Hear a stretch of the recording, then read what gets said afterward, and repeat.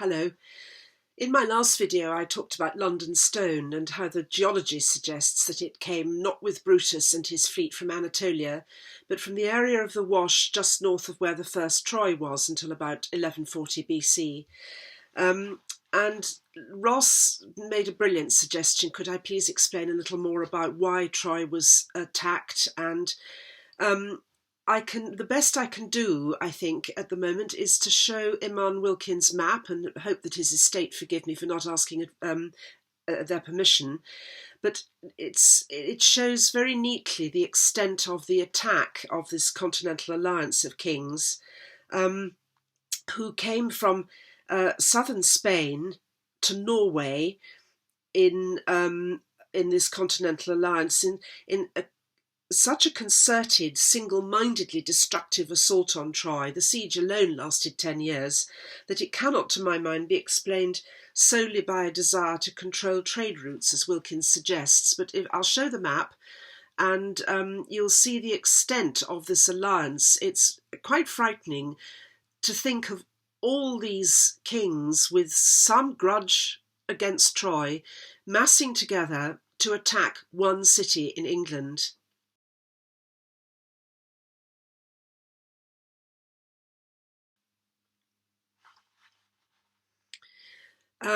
In the aftermath of the fall of Troy, one can imagine little bands of Trojans coming together and deciding to move away from the area now that it was in the hands of the invaders. And in this video, I hope to show that London was founded not long after this Troy in Cambridgeshire fell, and that the traditional date of London's founding of about 1130 BC is probably the correct one. We'll start with what the historians say about the founding of London. And I've taken two of the most important, Enderby and Holinshead. Percy Enderby was court historian to Charles II, and he says that London was one of the three seats and residences of three several archflamens or proto-flamens, the glory and nobleness of London, which was, and he quotes, I think it's from Fabian, the most ancient city of this island. Now, Flamen is a kind of pre-Christian bishopric, and York and Caerleon were the others. This antiquity of London is attested in other records, particularly Roman Catholic ones. Holinshead repeats the story that it was Brutus who founded London, but he sheds, I've chosen him because he sheds a very interesting light on the oft-repeated and oft-derided derivation of Troynovant, as it was called for some time, as New Troy. The Welshmen do still call it Trenewydd, and this is Trenewydd, and it simply means new home.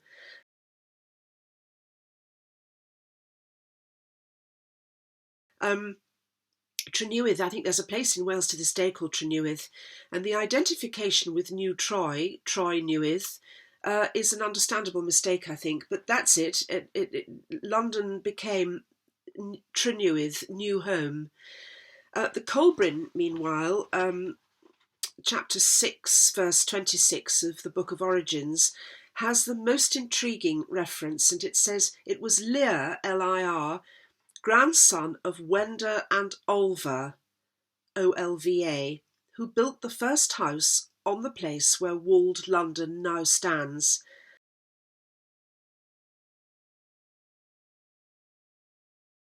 This is not the famous Lear who founded Leicester. He came some 200 years later, but a Lear Lir whose name I couldn't find. However, there is an Olbius, circa 1294 to 1270 BC, who is the 3 times great-grandfather of Pictus, who is in exactly the right place and at the right time for the First Trojan War. And there's a break in Holinshead's King's List after Pictus in exactly the right place.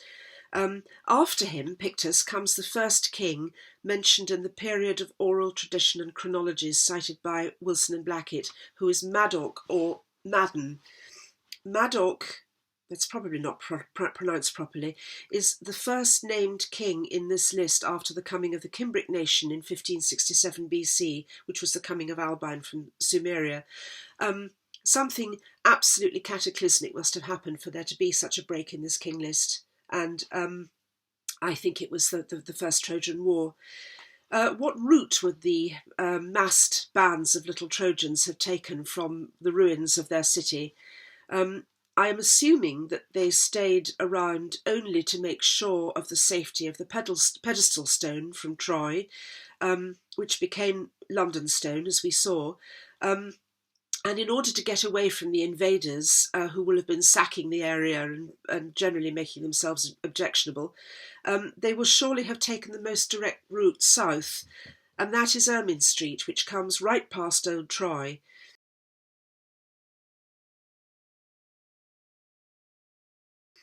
To understand how this important highway got its name, we must digress a moment and go all the way back to Noah. And if the Reverend R.W. Morgan is to be believed, Noah built his ark, I can hardly believe I'm going to say this, somewhere in Torbay. Yes, I know, and just because we find it funny and barely credible, it doesn't mean it didn't happen. And I think the reaction says rather more about us, or possibly me, than about the information. Innocent until proven guilty, and true until proven otherwise, however. That's the Trojan way.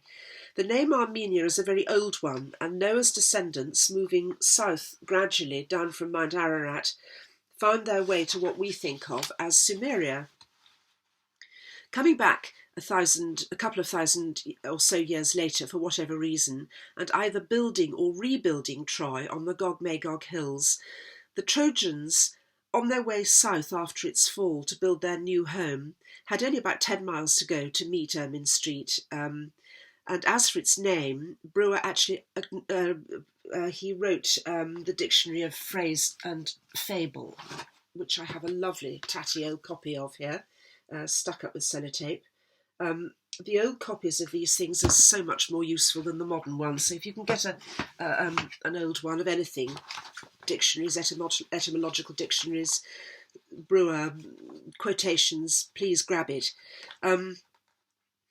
Yes, Brewer actually acknowledges that Ermine is better spelled Armin, A-R-M-I-N-E, and another spelling for Armenia is Arminia with an I. And he says that Ermine is said to have been a Pontic rat, as mentioned by Pliny. But ermine, as most people know, is the stoat's winter coat of white with a black tip to the tail. And it has been the sign of nobility forever, as far as I can find.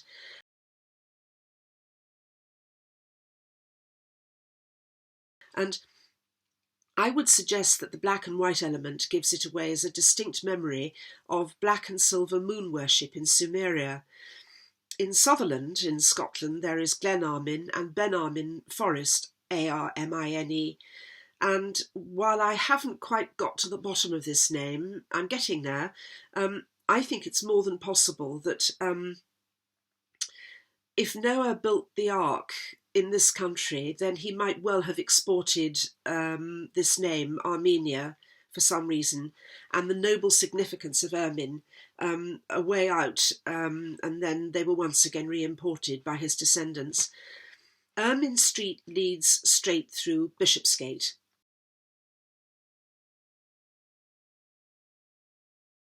No longer standing, alas.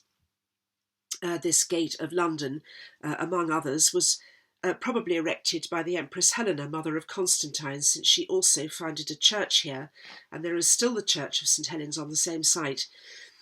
Moreover, and this was news to me, the stretches of so-called Roman wall round London remaining above ground are not Roman at all. Both Holinshead and William Camden specifically state that the Empress Helena re-walled both Colchester, which was her father's city, and London in about 306 AD. So if you go to London and you look at the Roman walls, they're not Roman. They were probably reinforced by the Romans, but they were built by the Empress Helena, mother of Constantine, so British walls, not Roman.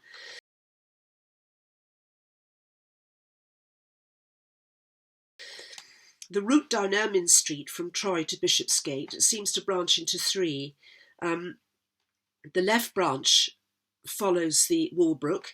The middle branch comes straight south via Gracechurch Street to London Bridge, leading over the river and into Surrey, Syria, while the right branch, with only one interruption, possibly as a consequence of the comet's destruction in 562 AD, comes out just to the west of the Tower of London at a place called Petty Wales, also known as Galley Row.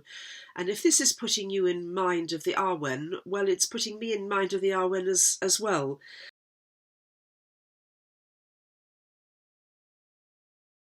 And this area, round about the Tower, is still, even given the destruction, comets, wars, time, modern time developers, you name it, the area is still redolent of names relevant to our quest.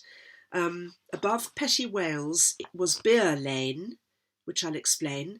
Above that, Seething Lane or Sidon Lane, Sidon, and above that, strangely, London Lane. Now, why there should be a London Lane slap bang in the middle of what we think of as London, just above the Tower, I'll also explain.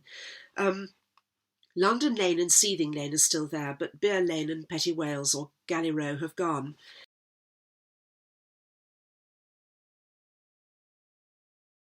Petty Wales is, I conjecture, where the British gathered by Bryn Gwyn, which is where the Tower was built, and I'll come back to that too, just as Petty France was a place where the French gathered in London.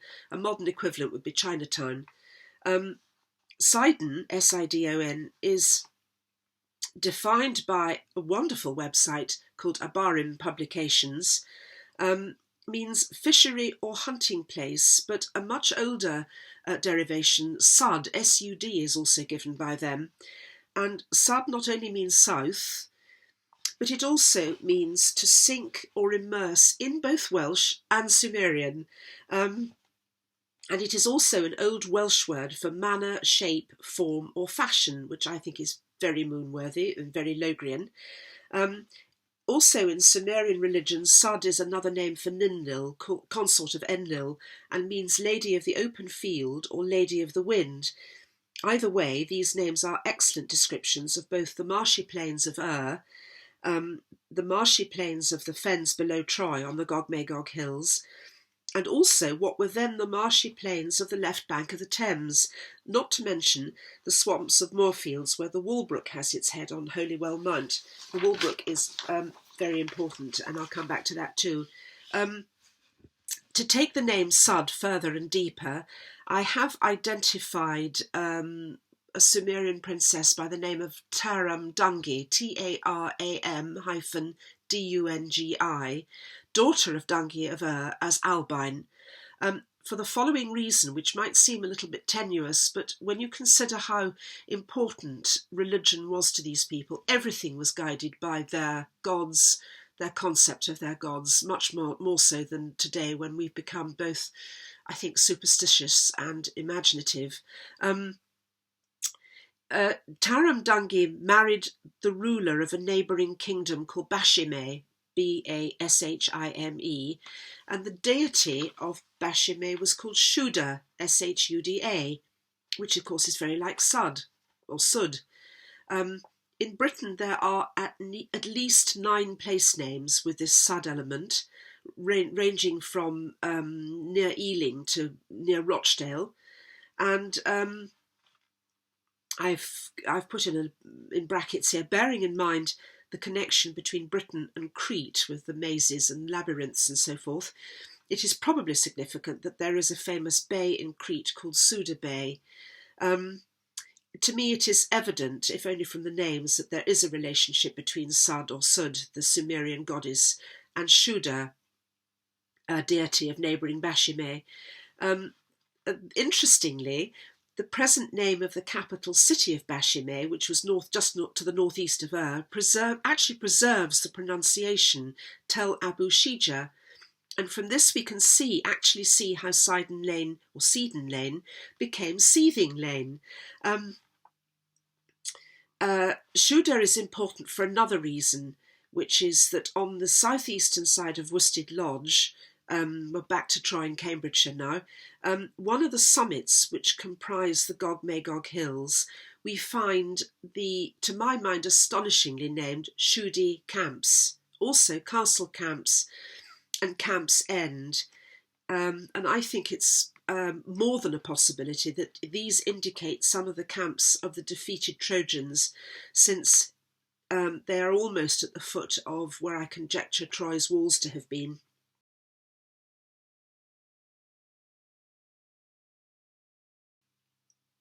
To go back to Petty Wales, just to the west of the Tower, this was also called Galley Row, and there was a water gate here. According to John Stowe, in his wonderful survey of London, this was where the galleys were used to unlade and land their merchandises and wares, while towards the east end of Thames Street, namely over against Galley Quay, Wool Quay and the Custom House, there have been of old time some large buildings of stone, the ruins whereof do yet remain. This is Stowe's time, 1580-1590. But the first builders and owner of them are worn out of memory, wherefore the common people affirm Julius Caesar to be the builder thereof, as also of the Tower itself. Julius Caesar was not the builder of these old buildings, neither was he the builder of the Tower, but it's an indication that in the common mind, so to speak, these buildings that Stowe mentions in Petty Wales to the west of the Tower were very, very old indeed. And I'll come back to the Tower in a moment. But Stowe adds something extremely important about these large buildings of stone. And he says, "It seemeth that the builders of the hall of this house were shipwrights, and not house carpenters, for the frame thereof, being but low, is raised of certain principal posts of main timber fixed deep in the ground, boarded close round about on the inside, having none other wall from the ground to the roof." So it was an all-in-one. Walls were roof, and the roof came down to the ground. Those boards not exceeding the length of a clapboard, about an inch thick, every board ledging over other as in a ship or galley. Still to this day a process of building in ships called clinker built. Nailed, he says, with ship nails called rough and clench, to wit, rough nails with broad round heads and clenched on the other side with square places of iron. This might be of interest to the Sutton Hoo enthusiasts. He goes on, "The roof of this hall is also wrought of the like board and nailed with rough and clench, and seeming as it were a galley, the keel turned upwards." This immediately brings to my mind the later notion of a Christian church as a ship with its keel turned upwards. Two other ancient buildings close by, says Stowe. Down lower have ye Elbow Lane, and at the corner thereof was one great stone house called Old Hall. Anything that Stowe calls old has to be old in the extreme. And on the east side of this Dowgate is a great old house called the Erber, which I am strongly tempted to render as Hebrew. And there's support for this in that the ancient building was also called the Herber with an H, H-E-R-B-E-R, and was close by London Stone, brought from Troy. The Tower of London, as I said, was not built by Julius Caesar, and nor was it built by William the Norman, although he might well have reinforced it. There is a mound here, the White Mound, which the British called Bryn Gwyn, hence the White Tower. And there is a lost river or short watercourse which ran under the east wall of the present Tower of London. It's called Tower Ditch on the map, and Nicholas Barton, in his wonderful book The Lost Rivers of London, thinks it might have been a ditch from Houndsditch itself, draining the moorfields to the north of the old city. Percy Enderby says about Billingsgate, which is relevant to the Tower, Belinus built a gate in London to this hour called Belinus or Belinus Gate, and we can see immediately how Billingsgate derives from that, in whose top or highest place he caused a tower to be made, and at the fort or basis a harbour and safe landing place for ships sailing up the Thames. Even as late as the 16th century, Stowe was still able to call Billingsgate Belinsgate, BELIN' gate, and be understood. Of the Tower of London itself, Enderby says, Belinus or Belinus also built another tower on the hill of the Mount of London, this is Bryn Gwyn, as affirmeth John Leland, which at this day we call the Tower of London. Now, we're talking roughly 390 BC, which is about the same time that Belinus' brother, Brennus, was sacking Rome at the head of a Gaulish army. I think it was the major battle was the Battle of Allia. Somebody will correct me if I've got that wrong. Enderby continues that Polydorus Virgilius is of opinion that this tower being strongly built and garnished with many smaller towers, from whence it takes his name, was not built by Julius Caesar, as the vulgar opinion is, for that he maketh no mention of London, nor ever came so far. Well, that for Julius Caesar. So there we have my tentative conjecture of Trenewydd, new home, bordered to the west by the Walbrook, where London Stone was, to the still is, to the south by the Thames, to the east by Bryn Gwyn, and ultimately, about 750 years later, by Belinus Tower, to the north by what came to be called Bishopsgate, through which Ermine Street passes, and all seeded and protected by the stone brought from Troy in Cambridgeshire, London stone. So what I find fascinating is that they've repeated the pattern that Troy made in the corner where the Icknield Way crosses Ermine Street at Royston. This to me looks like the eye of a fish.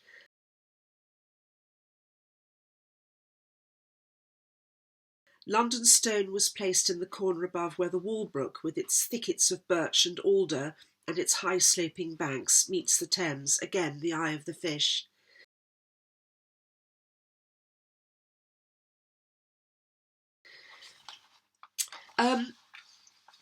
Over the years, I have always been intrigued by the number of places called Little London. I don't know if anybody else has remarked upon this. An old gazetteer of mine, which I use for marking interesting names, gives 9 of them, which is amazing enough. And I had a look on Wikipedia's list of United Kingdom locations, and I found 25 of them, which was even more remarkable. And then I learnt that at one point there were 111 places called Little London. Why? They range from Bradford to Sussex and from Somerset to Powys, and the usual explanation is either the large number of children evacuated to a place during the Blitz, or a large number of Londoners going south for, say, the hop picking. Well, that's fair enough, I thought, but there are actually several objections to these explanations, the chief of which is that there are far too many Little Londons. The evacuated children might well be a folk explanation, but the Blitz is still within living memory, and to my mind, villages are highly unlikely to change their name as a consequence of such a temporary arrangement, even an important one, such as the evacuation of children. As for the latter, well, if we take hop picking as the example again, most of the Little Londons would be in Kent, and this is not the case. There are, however, 5 Little Londons in Lincolnshire alone, including a deserted one, and 4 in Norfolk, and both these counties are on either side of Troy. And it looks to me as though Little Londons are pretty inescapably colonies of the destroyed Troy. But Troy and London, 2 entirely different names with seemingly no conceivable relation to each other. And the etymology of the name of London, as well as that of the local tribe, the Trinovantes, has been argued over for centuries without proper resolution, and several plausible etymologies advanced. And then I remembered the other name for Troy, which is Ilion. And in order to explain, sorry, I'm stunned all over again. In order to explain just why this is so astonishingly important, we need to know where this name comes from. And once we find out, we see just how Beer Lane by the Bryn Gwyn fits in. And so off we go to Sparrow.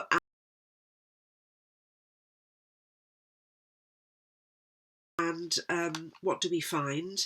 We find that the Welsh for ferment or fermentation, as of a brew, is Ilion.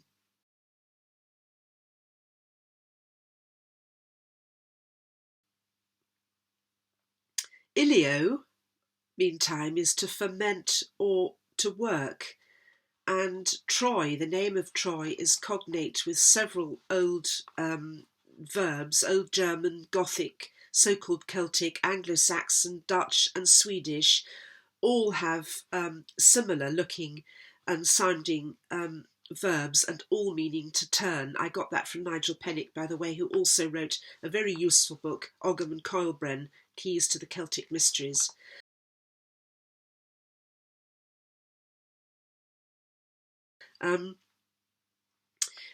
Is there any further proof or support? Well, yes, we go back to Cambridgeshire. On this map, there is a so-called Roman road known as the Via or Via Divana. The Via Divana is said to run from Colchester to Chester via Wicksow and Cambridge, and this stretch goes right past the foot of where the northeast wall of Troy would have run. Bearing in mind what we've just discovered about Ilion being the Welsh for ferment or fermentation, it won't come as any surprise to learn that the proper name of this road, which the Romans might well have reused and recalled the Via Divana, that its proper name is Wirt's Causeway.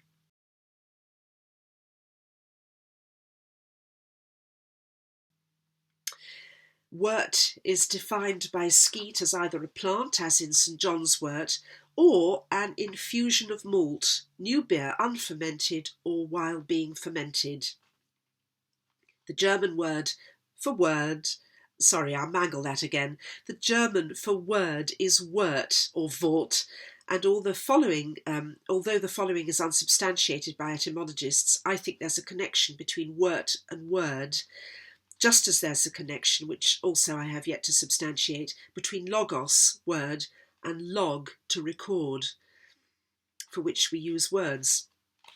In any case, I would call it a pretty conclusive connection between Trenewydd, the new home, New London, to find a reference to Troy or Ilion in Seething Lane, and also to Wirt's Causeway in Beer Lane. Bearing in mind all these brewing connections, and we must remember that the Cymry took beer and brewing out to Egypt with them, and not forgetting the other little street, London Street, which on the map, which is the third arm of Ermine Street down to the Watergate, by which the Tower of London was ultimately built. Is it possible, and I really hope that this will seem plausible, is it possible that London itself, flower of cities all, and all the little Londons, or most of them anyway, are in fact Iliondons?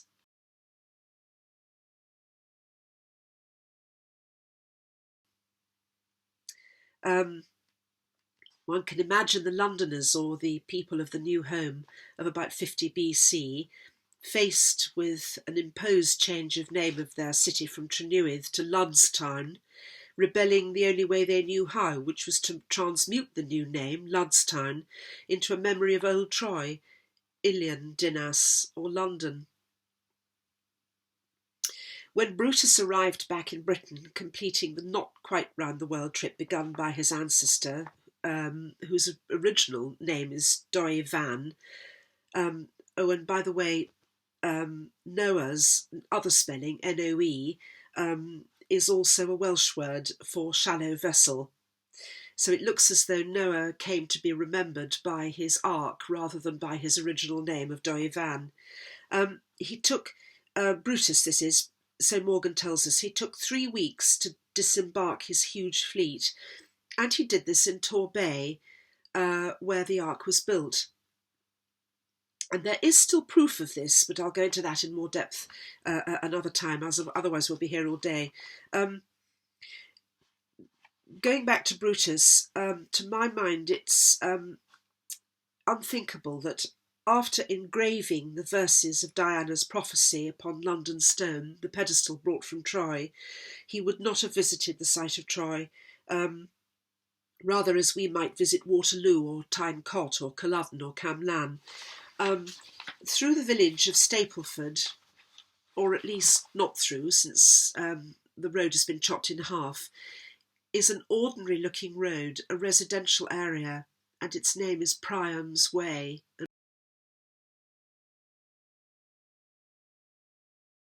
And Priam was king of Troy, Anatolian Troy. I would like to think that this is either a memory of King Priam, and that Brutus, wishing to leave his mark, named for an ancestor of his what might well have been the main route down from Troy out of the westward looking Scaean Gates or Skyan Gates and down Ermine Street to the Trojans' new home on the left bank of Thames, which some while later was to be called Iliondon. And I think, having conjectured my way through this, I hope plausibly, I'll leave you with that. Thank you very much for watching.